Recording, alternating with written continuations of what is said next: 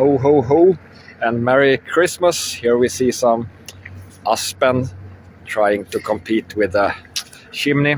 This will be the least Christmas show that you will see on entire Christmas, I think.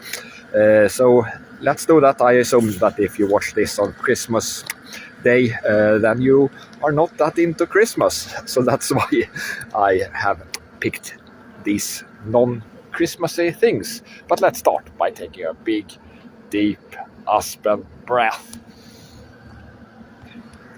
I don't think they can outcompete the chimney, but who knows? They just try a little bit harder. First of all, happy birthday to Estefania. She has a birthday today and she's very nice. And also, you can say happy birthday to Isaac Newton. So he's very famous for being a total Ben Shapiro. He was not a nice person, and he was as great as trading as Andrew Tate. Andrew Tate has lost many fortunes on very stupid crypto trades that didn't go well, so it's good that he can get beaten up and make a lot of money in other ways, because he sucks at trading, just like Newton, who lost a fortune in stock trading in the optimally bad way, according to my memory. But if you really don't like this son of a bitch, you have to remember Gottfried Wilhelm Leibniz. Leibniz. So Leibniz, he was developing this calculus, and he blamed Newton for copying his work. And also, if you definitely do not want to celebrate Isaac Newton on this day, he was actually born on the 4th of January, according to our modern calendar, and according to the calendar that a lot of the world were using already at his time, but England didn't. So you can stop celebrating him now. It is hard to, maybe I need some confirmation about this. You can't see my Substack or any Substack without being a paying subscribers in 25 states in USA and some other areas like UK and Australia, because they demand that you show how old you are by providing some sort of ID, because there might be porn on Substack, which I of course don't post. So that's disgusting. Some say that you have to pay for my Substack to watch me from those states, but I don't think so. But maybe you have to pay for some Substack. So if you are in one of these 25 states or Australia or something, can you see my Substack? If you see this on another platform and can't go to my Substack, please let me know so I can report that accurately. But Google indexes me, so that's new. They usually didn't, and you have to use Yandex to search among all my posts, which is the only good way to search for anything, because the search function on Substack, it's subpar. It's not good at all. Trump has banned a lot of anti-free speech politraks or officials from EU, so they can't go to USA anymore because they are behaving like Zionists. That of course forbid anyone like me to go to USA, because well, they will arrest people like me and throw them out of the country because of Israel criticism. So that sucks. No present for Trump administration. Maduro said something dumb. Might not be the smartest thing to say. He says that Jesus was a Palestinian and very anti-imperialist. First of all, yeah, he was a Palestinian born in Bethlehem and sort of defined as that also, I assume. But if you are in a world that are ruled by a Jewish tyrant, maybe you should not piss on them on their most not favorite day of the year. And also Jesus or stuff like that. He was not that, what I know of, if you think about it, he was not anti-imperialist. And he was not against the Romans. He was against the Pharisees. And there were a lot of parts of the Bible that they removed when it became a state religion in the Roman Empire. So then they had to remove a lot of stuff that you now only can find in the Ethiopian Bible. But none of this were about Jesus. And Jesus himself, he said that, he didn't say that the Roman Empire should do it, but the Roman Empire was the one who fulfilled his prophecy of destruction of the temple.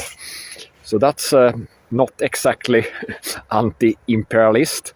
That is, of course, not pro-imperialist to just come with a prediction that the empire will do this thing.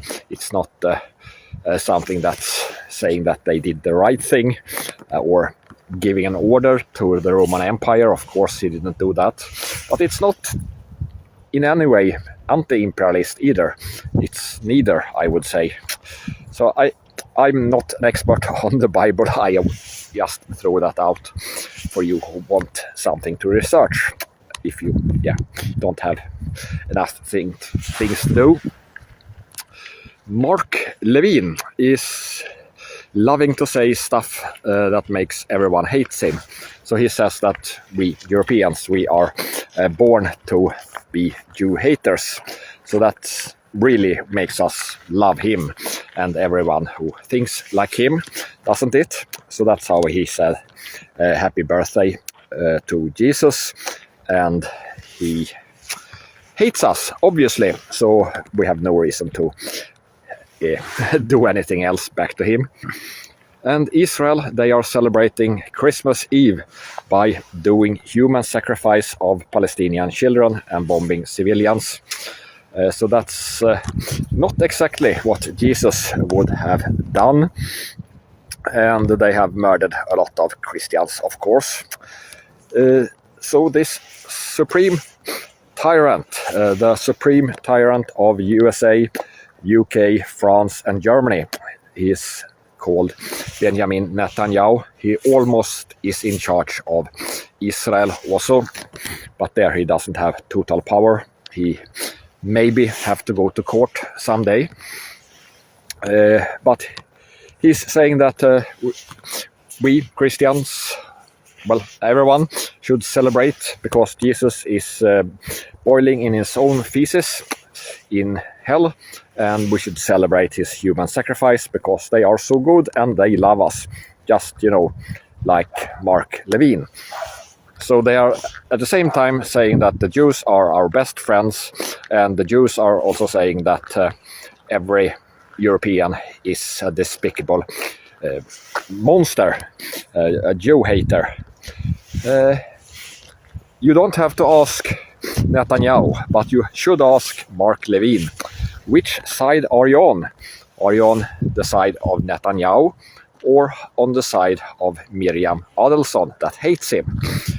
What the Jews have been doing, the ones that you hear in media, they say that the Jews love the Christians, and they at the same time, other Jews are saying that they hate the Christians and, well, the Europeans, regardless of religion. They hate them because we are evil, according to Mark Levin. So they demand that everyone believes those two things that are opposite of each other, but they don't care about that. That's the slaves' problem. It's not their problem. Well, we can make it their problem. Ask them, which side are you on? Marian or Benjamin? And Sarah, which is the main bitch on that side.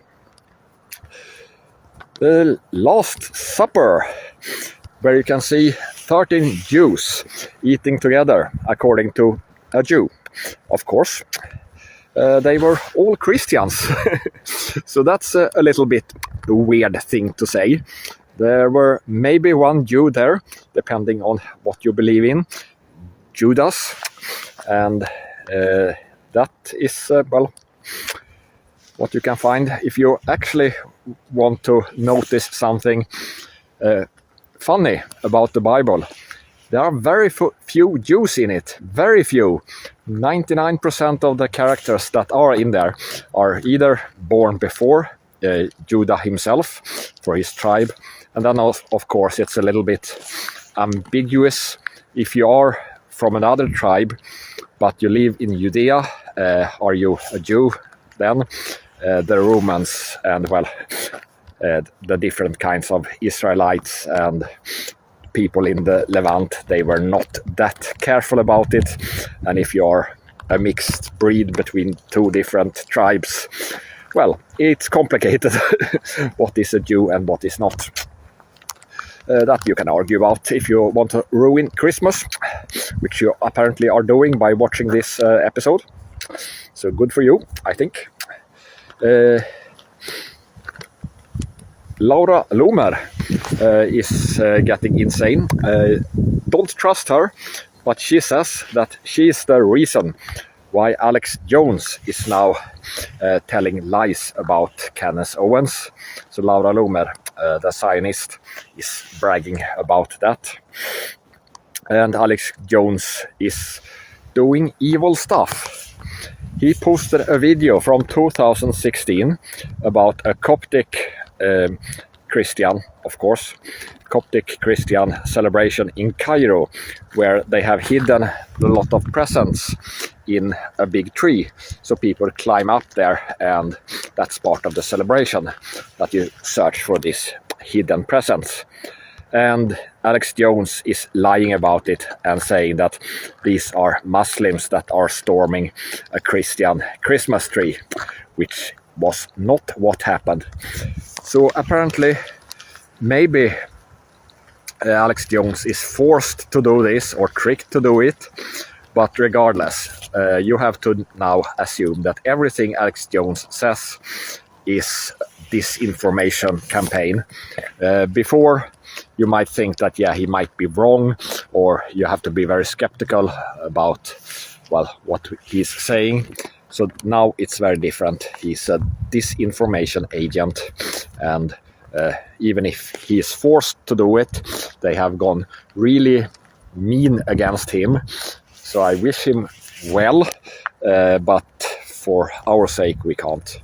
We should distrust him. Of course, we distrust Sweden's greatest actor, the most known actor in Swedish history. And if I say Greta Garbo, do you know who that is? There is another Greta that is way more famous now, I think.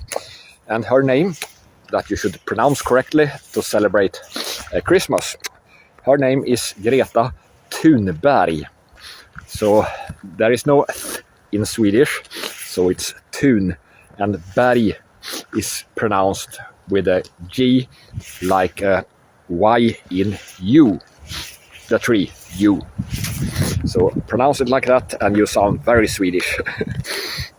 But there are some little bit fake news. When she was starting her career and she was boycotting school just to protest for the climate. Well, what did she do? She left school to study. Yeah, she was sitting outside of the Swedish Riksdagen, the parliament, and she was actually studying. And she got not straight A's, but almost only A's in her grades. So A is the best, highest grade. So basically, it's like doing a hunger strike,